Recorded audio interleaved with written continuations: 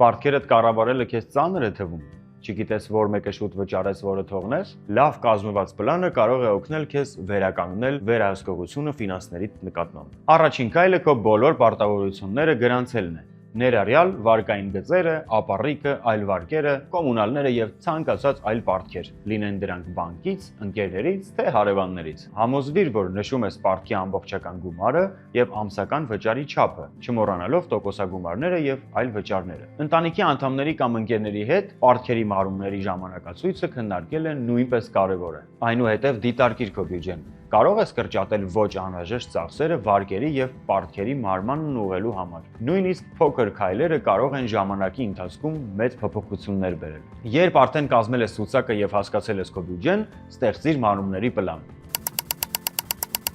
Երկու հայտնի մեթոդներ են՝ ավալանշը եւ սնոուբոլը։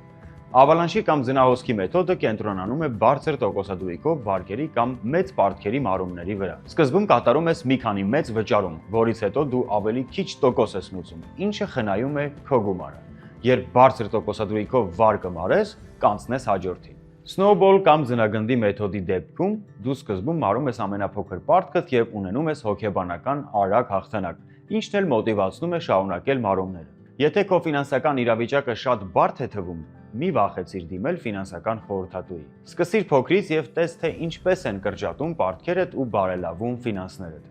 Եղիր բարեկեցիկ։